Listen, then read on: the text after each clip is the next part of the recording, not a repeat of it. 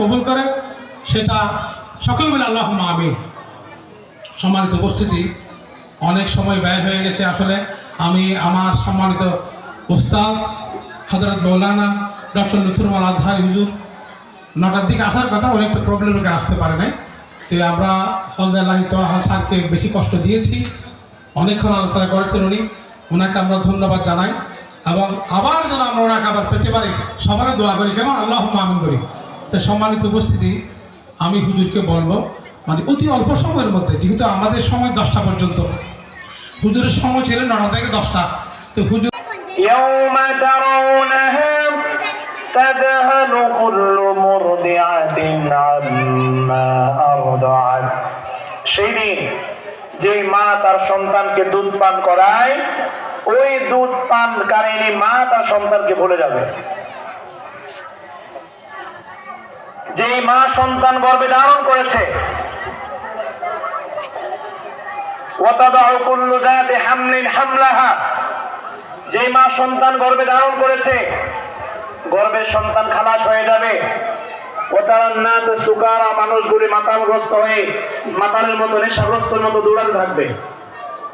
ওমা হুম বিসুকারা, আল্লাহ বলছেন না, আসলে তারা নেশাগ্রস্ত নয়, মাতাল নয়। কারণ আজকের যে কম্পন, যে শাস্তি, আমাদের শাস্তি সেটা অনেক কঠিন। সেদিন মানুষ শুধু দৌড়াবে আর পালাবে। আইনাল মাফার, আইনাল মাফার, আইনাল মাফার। আল্লাহ বলবেন না বান্দা, আজকে পালানোর কোনো জায়গা নাই, ভাগবার কোনো রাস্তা নাই, যেদিকেই যাবে সেদিকেই আমি আল্লাহ আছি। আচ্ছা বলেন তো, হাসরের মাঠে কেউ পালিয়ে যেতে পারবে? জেলখানায় আসামি পালাই যায়, হাসরের মাঠে কেউ পালিয়ে যেতে পারবে বলেন? কেউ পারবে না। তো আল্লাহ তাআলা চাইলে যে গত বছরের আমাদের গত সপ্তাহে যে ভূমিকম্প হয়েছিল, ওই ভূমিকম্পের মাধ্যমেও আমাদের জীবনের শেষ দিন হয়ে যেতে পারতো না? আমাদেরকে আজকে পর্যন্ত বাঁচিয়ে রেখেছেন কে? জোরে বলেন, কে বাঁচিয়ে রেখেছেন? আল্লাহ। তো আল্লাহর দেওয়া দুনিয়াতে থেকে, আল্লাহর জমিনের মধ্যে থেকে, আল্লাহর আলো বাতাস খেয়ে আমরা ঠিক মতো নামাজ পড়ি না, আল্লাহর অবাধ্য হই, আল্লাহর হুকুম মানি না। ভাইরা, আল্লাহ সুবহানাহু ওয়া তাআলা এই সব জিনিসের হিসাব নেবেন। বান্দা, তোমার দুনিয়া জীবনের ছোট্ট জীবন দিয়েছি, এই জীবনের সময়কাল তুমি কিভাবে কাটিয়েছো, আল্লাহর কাছে সেদিন হিসাব দিতে হবে। আমি আপনি মনে করেছি আমার জীবন, আমার অঙ্গ প্রত্যঙ্গ আমি যেভাবে খুশি সেভাবে ব্যয় করবো না। আপনার জীবন আপনার ইচ্ছা মতো চালানোর কোনো সুযোগ নেই। আচ্ছা বলেন তো, যে আমরা যে হায়াত পেয়েছি, এটা আমাদের ক্রিয়েট করা, আমাদের সৃষ্টি করা? আমাদের জীবনটা দিয়েছেন কে? আমাদের কে দিয়েছেন? জোরে নাম বল, কে দিয়েছেন? আল্লাহ।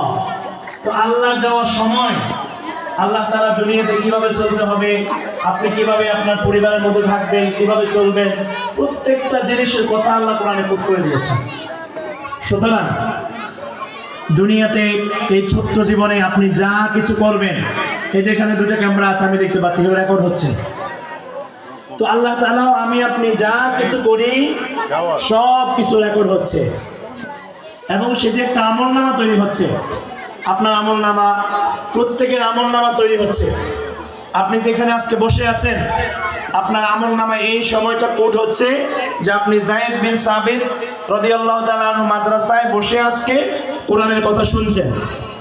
এটা আপনার জীবনের শ্রেষ্ঠ সম্পদ। যে একটু জিকির করি, লা ইলাহা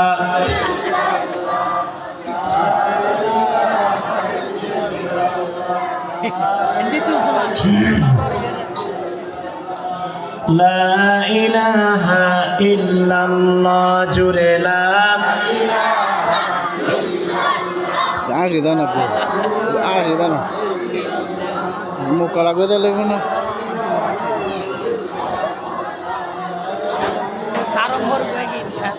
জি। সম্মানিত ভাইয়েরা, তাহলে আমরা এই যে যা কিছু করছি সব কিছু রেকর্ড হচ্ছে।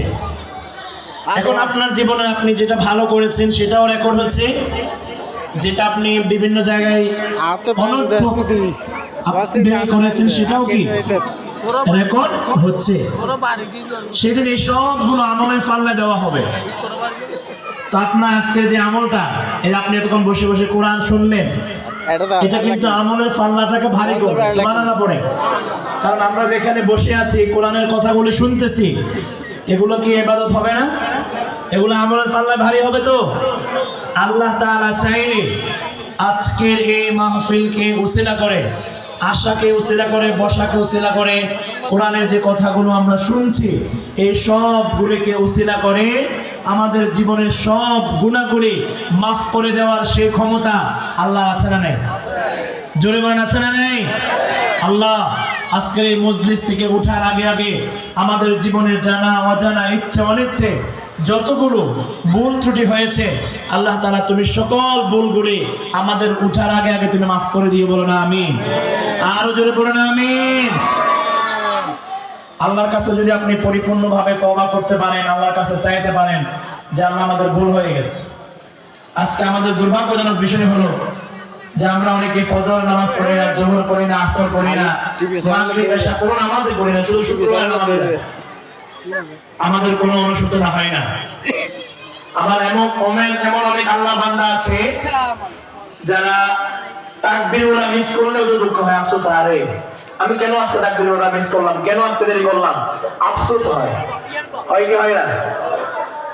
কোনো কারণে একদিন তাকবীরুল্লাহ মিস হলে পরের দিন 5 মিনিট আগে মসজিদে যায়। আবার কেউ তাকবীরুল্লাহ তো দূরের কথা, মসজিদেও যায় না, এরপরেও কোনো অনুশোচনা। এটা আমাদের জন্য দুর্ভাগ্যজনক। ভাইয়েরা, আমাদের মনে রাখতে হবে দৈনিক 5 ওয়াক্ত নামাজ পড়া আমাদের জন্য ফরজ না নফল? এই 5 ওয়াক্ত নামাজের 17 রাকাত ফরজ। 1 ওয়াক্ত নামাজ ইচ্ছা করে যদি কাজা করেন, হাসরের মাঠে আল্লাহ যদি হিসাব নেন, রাসূল বলেছেন মান নুকিশাল হিসাব উযিবা, আল্লাহ তাআলা যার হিসাবটাকে নিকাশ করবেন। আমরা দোকানদার ভাইয়েরা, ব্যবসায়ী ভাইয়েরা নিকাশ করে, নিকাশ আরবি শব্দ মানে পুঙ্খানুপুঙ্খ হিসাব। আল্লাহ যদি বলে বান্দা 2025 সনে নভেম্বর মাসে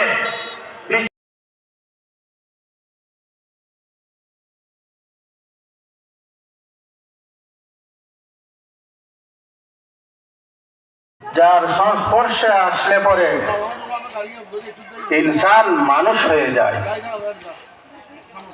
অর্থাৎ এই ইলমের ছায়া যার সাথে লাগে সে হিংস্র ভাবাপন্ন সমস্ত দোষীয় গুণাবলী, সমস্ত নিকৃষ্টতম গুণ সমূহ তার ভেতর থেকে বের করে দিয়ে তাকে প্রকৃত গুণের মানুষ বানিয়ে দেয়, মানুষ বানিয়ে ছাড়ে।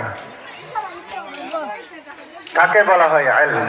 इल्म ऐसा एक दव है जिसके साया से आदमी इंसान बन जाता है।